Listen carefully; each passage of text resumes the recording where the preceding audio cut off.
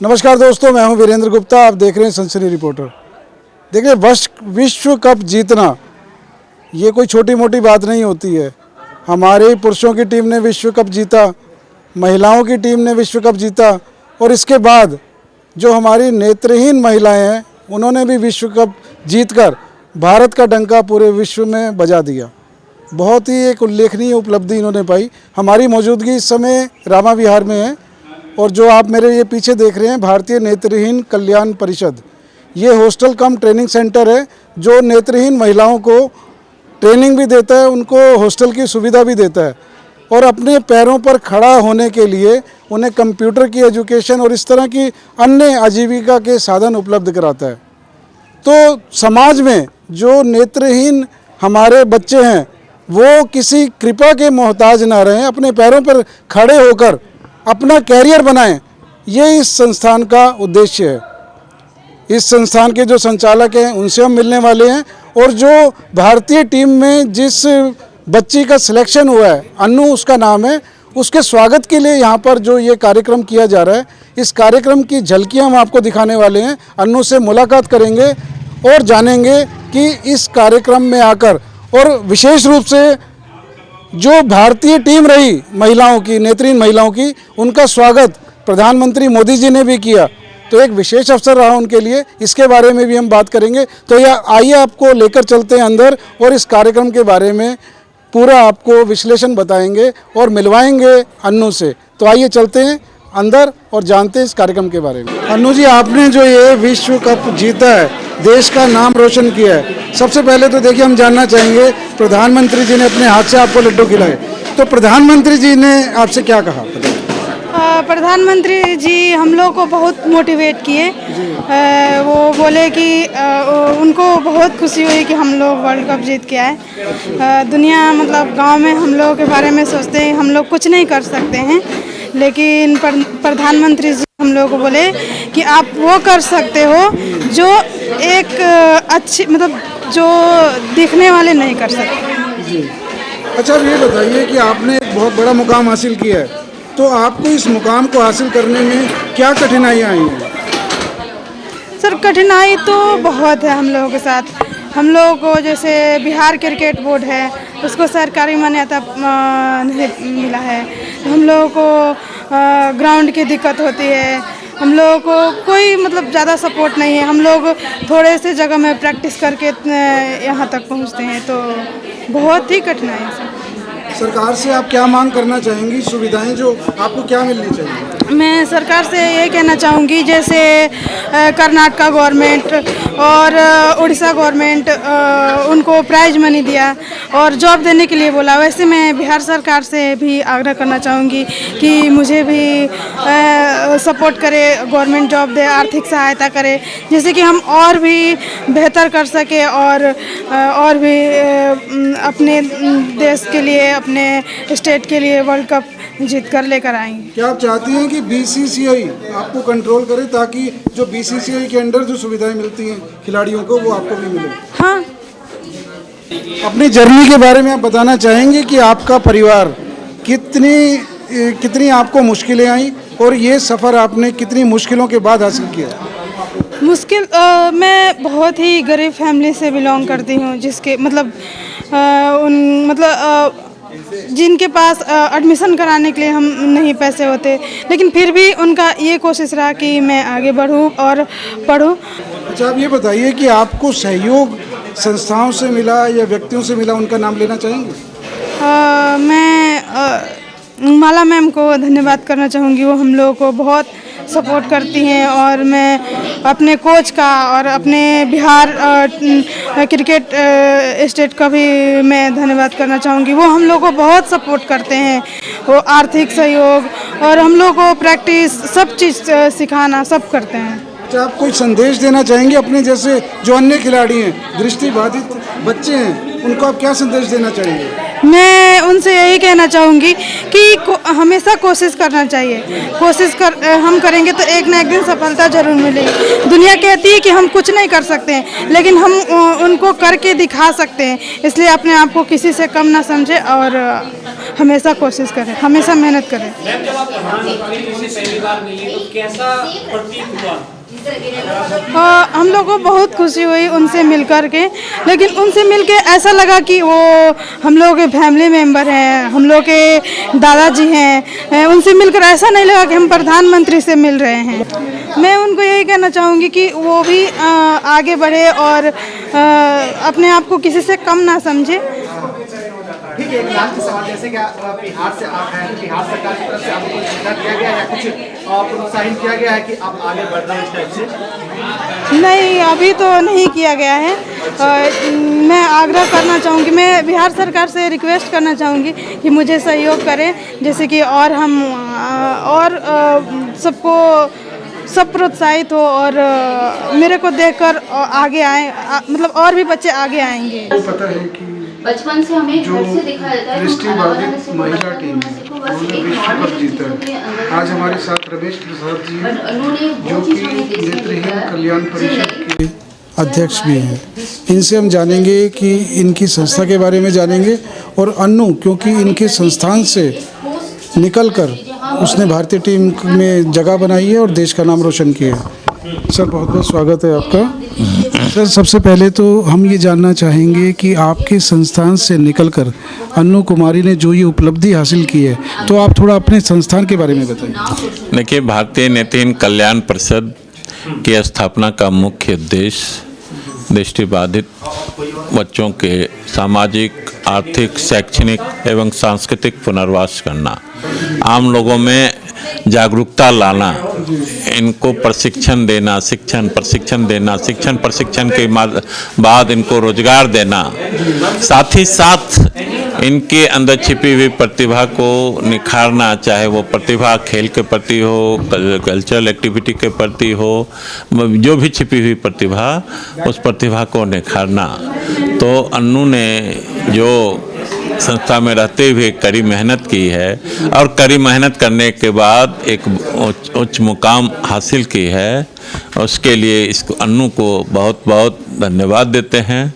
और हम सभी लड़कियों से यही अपील करेंगे कि अन्नू की तरह ही अपनी उपलब्धियां हासिल करे, जिससे कि अपने परिवार का, संस्था का तथा देश का नाम रोशन हो। सर अन्नू की हम जानना चाहेंगे कि अन्नू की ये जर्नी कैसी रही, उनका ये सफ़र कैसा रहा और आपके संस्थान ने उसमें क्या सहयोग किया? देखो, अन्नू का सफ़र थोड़ा बहुत संघर्षपूर्ण रहा है।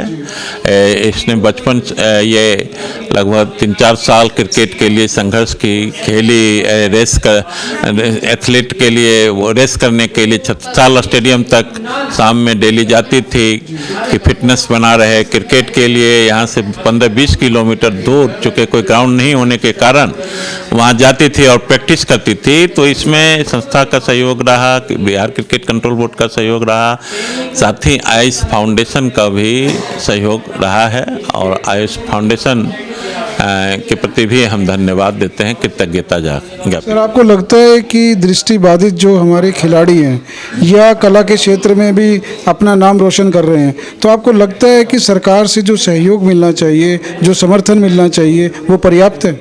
नहीं, अभी पर्याप्त नहीं है, लेकिन हम उम्मीद करते हैं मोदी जी क्रिएटिव माइंड के व्यक्ति हैं, सकारात्मक सोच रखने वाले व्यक्ति हैं, सभी लोगों को ये प्रोत्साहित करते हैं। तो हम उम्मीद करते हैं कि वो इन छात्राओं के प्रति भी सकारात्मक रवैया अपनाते हुए इनकी आर्थिक स्थिति को मजबूत करने के लिए राशि प्रदान करेंगे। सर ये जानना चाहेंगे कि प्रधानमंत्री जी ने जो महिला क्रिकेट टीम है उन्हें अपने हाथों से लड्डू खिलाए और जो देश की राष्ट्रपति हैं उन्होंने भी इनका सम्मान किया, तो आपको लगता है कि इस तरह की घटनाएं इनके जीवन में बहुत बड़ा एक परिवर्तन ला सकती हैं? देखिए, ये सारी घटनाएं केवल इन्हीं के जीवन में अंतर नहीं ला सकती है, बल्कि संपूर्ण दृष्टि बाधित जगत में ये घटना जो है उनमें परिवर्तन ला सकती है। हर एक लड़कियां अब ये सोचेगी कि हम भी अच्छा करें, कि हम भी प्रधानमंत्री के हाथ से लड्डू खाएं। आपको लगता है सर कि जो अन्नू ने जो एक दिशा निर्धारित की है अन्य खिलाड़ियों के लिए, तो अन्नू एक एम्बेसडर बनकर उभरी है इस तरह के खिलाड़ियों के लिए? बिल्कुल बिल्कुल एम्बेसडर के रूप में उभरी है। सर आपका बहुत बहुत धन्यवाद जो आपने समय निकाला। और यहाँ कोई कुछ मैसेज देना चाहेंगे बच्चों के लिए, और अपनी संस्था के बारे में तो आपने बता ही दिया, कैसे लोग जुड़ेंगे आपके संस्था से अगर कोई जुड़ना चाहे? हम यही अपील करते हैं, भारतीय नेत्रहीन कल्याण परिषद जो रमहा विहार में स्थित है, बालाजी मंदिर के पीछे भारतीय नेत्रहीन कल्याण परिषद के नाम से, उस संस्था से आप जुड़ें। संस्था का वेबसाइट भी है www.bnkp.org.in। साथ ही भारतीय नेत्रहीन कल्याण परिषद का फ़ोन नंबर है 7217734467 9013340227। इस नंबर पे भी संपर्क कर आ सकते हैं और यहाँ से आकर विजिट करें और देखें गतिविधि को। उसके बाद संस्था से जुड़कर संस्था को मजबूती प्रदान करने में सहयोग प्रदान करें। अन्नू कुमारी ने देश का नाम रोशन किया, दृष्टिबाधित महिला हैं, लेकिन इसके बावजूद उन्होंने भारतीय टीम में स्थान बनाया और इस भारतीय टीम ने क्रिकेट का जो विश्व कप है वो अपने नाम किया। इस टीम का सम्मान, जो महिला टीम है, इनका सम्मान स्वयं प्रधानमंत्री मोदी जी ने भी किया। देश की जो राष्ट्रपति हैं उन्होंने भी इनको बुलाकर सम्मानित किया। देखिए बहुत बड़ी बात है। इस संस्थान ने जो किया, भारतीय नेत्रहीन कल्याण परिषद, इस संस्थान का भी हम मानते हैं कि बहुत बड़ा योगदान रहा, जो इन्होंने ऐसी प्रतिभा को सहयोग किया और इन्हें आगे बढ़ाया। आज हमारे साथ राष्ट्रवादी कवि सत्येंद्र सत्यार्थी जी मौजूद हैं। ये कवि भी हैं, लेखक भी हैं, संपादक भी हैं और राष्ट्रवादिता की बात अपने प्रखर शब्दों में बखूबी करते हैं। सर बहुत बहुत स्वागत है आपका। धन्यवाद। देखिए आपके संस्थान ने इतनी बड़ी प्रतिभा को सहयोग दिया, क्योंकि प्रतिभा तो देखिए अपनी है उनकी, लेकिन आपका सहयोग रहा।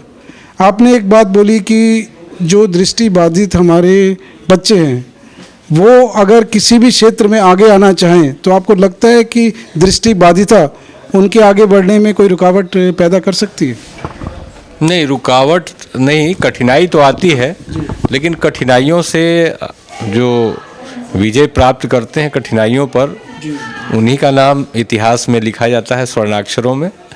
तो बहुत से लोग हैं, आज आप देखिए हमारी जो राष्ट्रपति हैं द्रौपदी मुर्मू जी, अब देखिए वो कितने गरीब परिवार से आई हैं, यहाँ तक पढ़ी। उसके पहले डॉक्टर अब्दुल कलाम साहब थे, वो भी बहुत साधारण गरीब परिवार से थे, यहाँ आए। तो कठिनाइयाँ तो जीवन में रहती हैं बहुत लोगों के, लेकिन उन कठिनाइयों पर जो विजय प्राप्त करते हैं वही इतिहास में अमर होते हैं। तो हमारे ये जो दिव्यांग लोग हैं, हमारे नेत्रहीन छात्राएं हैं, वो भी इस प्रयास में हैं और वो आगे बढ़ रही हैं। बस समाज का सहयोग चाहिए, आप सब लोगों का, आप सबकी शुभकामनाएं, और वो ज़रूर निश्चित रूप से आगे आएंगी। सर आपने कहा था अपने भाषण में कि साहित्य, कला और लेखन का जो क्षेत्र है इसमें कोई भी दृष्टिहीनता बाधक नहीं बन सकती। इसके बारे में क्या कहना चाहेंगे? जी जी बिल्कुल। जो साहित्य का क्षेत्र है वहाँ तो चूँकि चिंतन से वो बात सामने आती है, तो चिंतन तो में बहुत हमारे जो नेत्रहीन हैं वो चिंतन के क्षेत्र में तो बहुत आगे हैं। अब देखिए रमेश जी को देखिए, हमारे जो महासचिव हैं, अब हमें तो शायद 2-3 मोबाइल नंबर भी याद नहीं है, उनको सैकड़ों मोबाइल नंबर याद हैं। तो उनके जो अंतर्दृष्टि है वो इतनी सशक्त है, तो वहाँ कोई दिक्कत नहीं है। हाँ, खेल का क्षेत्र है, इसमें यह है कि आप देखिए कि कल्पना कीजिए कि हमारी ये बिटिया जो अनु है ये ऑलराउंडर है, और बॉलिंग करते हुए आप देखिए कि वाइड ना हो, तो इसका भी ध्यान रखती है कि वाइड बॉल, और जबकि ये पूरी तरह जो है वो इसकी दृष्टि जा चुकी है, लेकिन फिर भी वो एक्यूरेट बॉलिंग करती है, फिर बैटिंग करती है। तो ये बहुत बड़ी बात है। आपको लगता है कि क्योंकि देखिए जो दृष्टिबाधित हैं खिलाड़ी हमारे, क्योंकि वो देख नहीं सकते, लेकिन फिर भी आपने बताया कि वो एक्यूरेट बॉलिंग कर रहे हैं, तो आपको लगता है कि जो ध्यान एकाग्र करने का मामला है वो इनमें शायद साधारण व्यक्तियों से ज़्यादा हो सकता है? बिल्कुल बिल्कुल, ध्यान इनका जो एकाग्र करने वाली बात है वो तो बिल्कुल है। तभी तो मैं कह रहा हूँ कि 100 से अधिक मोबाइल नंबर जो याद इनको रहता है। और आप देखिए कि इनके जो पढ़ने का तरीका है वो है कि ये रिकॉर्डिंग से कोई भी चीज़ सुनते हैं और सुनते हैं तो याद हो जाता है, तो वो एकाग्रचित्त होने के कारण ही होता है। एकाग्रचित्त होने के कारण इनको चीज़ें जल्दी याद होती हैं। तो आपको लगता है कि सर ये दृष्टिबाधित, देखिए हमारे इतिहास की अगर बात की जाए तो दृष्टिबाधित कितने हमारे नाम आपके स्मरण में होंगे, आप तो कवि हैं जी, तो आप भी जानते हैं सर कि कितने लोग महान कवि हुए हैं। बिल्कुल बिल्कुल। देखिए इस दुनिया में 4 लोगों का बहुत बड़ा नाम है दृष्टिबाधिता के क्षेत्र में, और उन चारों को उद्धृत करते हुए मेरा एक छंद है कि कृष्ण के विविध रूपों को जिन्होंने शब्द दिया, सूरदास से कवि महान को नमन है, और ऋषि दयानंद को जिन्होंने था प्रकाश दिया, स्वामी विरजानंद से ज्ञान को नमन है, और विकलांगता को था जिन्होंने विकलांग किया, हेलन केलर जैसी शान को नमन है, और जिनकी लिपि ने अंधत्व को ही नष्ट किया, वैसे लुई ब्रेल भगवान को नमन है। इन 4 लोगों ने क्या से क्या कर दिया। तो आपको लगता है कि इन्होंने अपनी कमजोरी को अपनी ताकत बना ली? बिल्कुल बिल्कुल, वो ताकत है इनके लिए, बस इन्हें और कुछ नहीं चाहिए। इन्हें समाज का और सरकार का बस सहयोग चाहिए, और ये हर क्षेत्र में आगे बढ़ सकते हैं। ऐसे हमारे बच्चों के लिए आप समाज के लिए क्या संदेश देना चाहेंगे कि इनको किस तरह से प्रोत्साहन दें? समाज को प्रोत्साहन देने के लिए ऐसी संस्थाओं से जुड़ने की आवश्यकता है, जैसे हमारा भारतीय नेत्रहीन कल्याण परिषद है। ऐसी जो संस्थाएं जो वास्तव में इनके पठन पाठन अध्ययन आदि के क्षेत्र में, इनके कैरियर बिल्डिंग के क्षेत्र में जो कार्य कर रही है संस्थाएं, उनके साथ वो जुड़ें, और जब जुड़ेंगे तो उन्हें खुद पता चलेगा। और मानव सेवा माधव सेवा है, कहा गया है कि इस युग में तो सबसे बड़ा जो अगर भगवान का कोई काम है तो वो है किसी को सहयोग देना, किसी को सहारा देना। तो हम चाहते हैं कि समाज आए, जुड़े ऐसी संस्थाओं से, और फिर इनके लिए कुछ। चलिए जाते जाते थोड़ा सा आप ये भी बता दीजिए भारतीय नेत्रहीन कल्याण परिषद किस तरह से काम कर रही है, और समाज में इस तरह के बच्चों को किस तरह से उनके उत्थान के लिए क्या क्या प्रयास कर रही है? जी, हमारा उद्देश्य जो है व्यक्तित्व निर्माण पर है। बहुत सारी संस्थाएं जो ब्लाइंड संस्थाएं हैं, तो वो ये होती है कि इनको जीवन यापन का सहारा दे रही है, कई लोगों को भोजन कपड़े आवास आदि की व्यवस्था। लेकिन हमारा इससे भिन्न है। हमारा ये है कि अगर आपने उनको अपने पैरों पे खड़ा कर दिया तो न केवल वो अपने लिए बल्कि अपने परिवार का और समाज सबका भला करेंगे।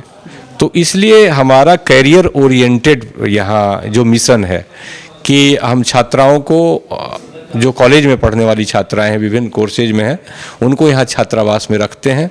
हमारी ब्रेल लाइब्रेरी है, आप देख ही रहे हैं, हमारा कंप्यूटर लैब है, आप देख रहे हैं, इंग्लिश स्पीकिंग कोर्स वगैरह के माध्यम से हम उनको